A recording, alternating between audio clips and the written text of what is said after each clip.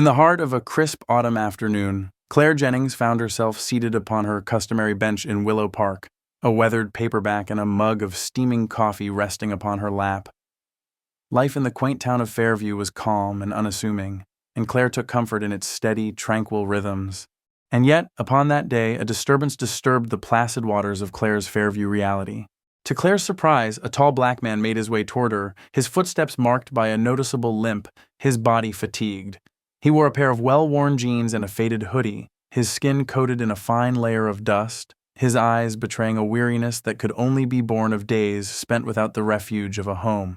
"Ma'am," the man began, his voice low and respectful, avoiding Claire's gaze, "do you have $1 for a cup of coffee by any chance?" In the face of the man's request, Claire faltered for a moment, caught in a state of indecision. Her hesitation, however, was interrupted by the presence of a couple strolling past, one of the women allowing her thoughts to manifest in words that rang with condemnation.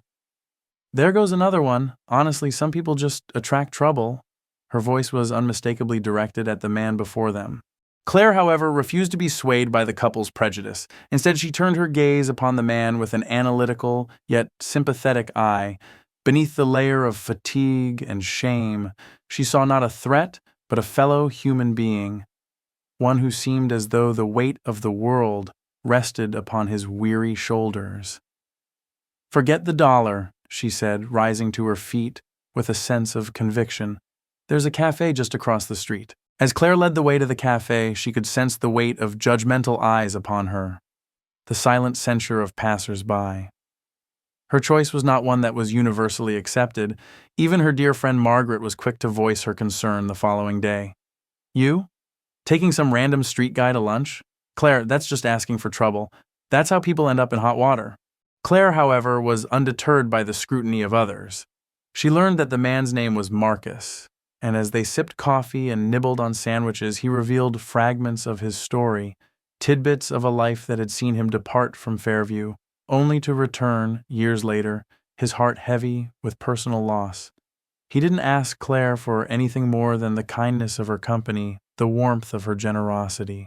That first meeting between Claire and Marcus was marked by a humble exchange of gratitude, a gesture of kindness that left no expectation of future interaction.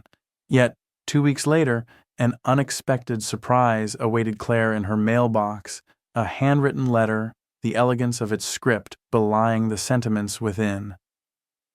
Enclosed within the envelope was an invitation to the grand opening of a community tech center, its benefactor none other than Marcus L. Rowe, founder of Rowe Tech Industries.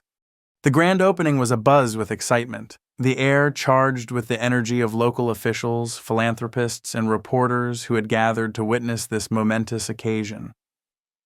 And at the heart of it all, there he stood, Marcus L. Rowe, no longer the man in worn jeans, but a striking figure in a tailored suit.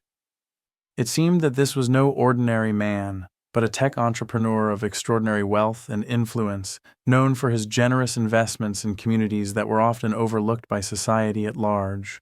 In recognition of her unwavering kindness and empathy, Claire was called to the stage, her name ringing through the air as she was presented with an award in appreciation of her altruism. The adulation, however, was not limited to the public sphere. Behind the scenes, Marcus extended his gratitude further still with a generous endowment to the library where Claire volunteered and the establishment of a scholarship fund in her name, a testament to the far-reaching impact of her simple act of compassion. As word of Claire's compassionate gesture spread, the voices of those who had previously scoffed were silenced, replaced by laudatory whispers. But to Claire, this shift in perception was of little significance, for she had not acted for the admiration of others, nor for the accrual of social capital. She had simply seen a fellow human being in need and responded with kindness. And when asked about her momentous interaction with Marcus, Claire would respond with a simple truth that had guided her actions. "I didn't help him because I thought he was rich.